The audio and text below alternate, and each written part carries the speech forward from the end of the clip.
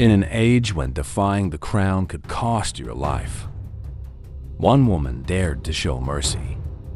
But mercy, in 1685 England, was considered treason.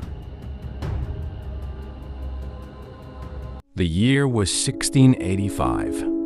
King James II sat on the throne of England, a king determined to crush all rebellion. The country had just emerged from the Monmouth Rebellion, a failed uprising that left thousands accused of treason. It was an age of fear, loyalty, and bloodshed.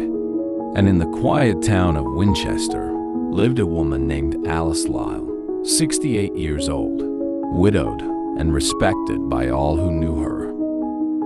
One summer night, two wounded men knocked on Alice's door. They were rebels, fugitives fleeing the king's soldiers after the rebellion. Alice knew helping them was dangerous, but she could not turn them away.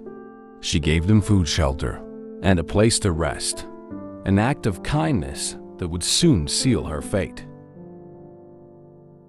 Within days, the soldiers found them, and Alice Lisle was accused of harboring traitors. She was taken to London and thrown into a cold, stone cell. Her trial would not be fair, for her judge was the infamous George Jeffreys, known to history as the hanging judge. In the courtroom of Winchester, Alice stood alone before the king's men.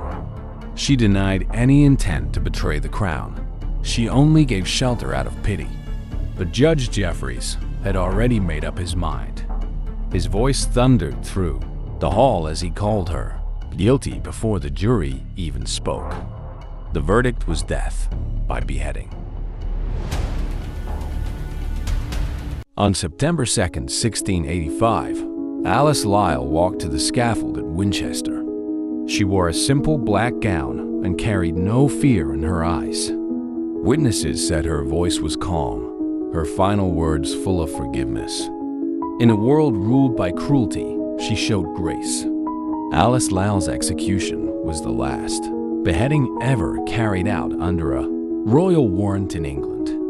Her story became a symbol of injustice and of courage in the face of tyranny. Years later, the crown itself would regret her death. Today, historians remember her not as a traitor, but as a woman who chose compassion over fear. If this story moved you, remember to like, subscribe, and share this video. Because history isn't just about kings and battles.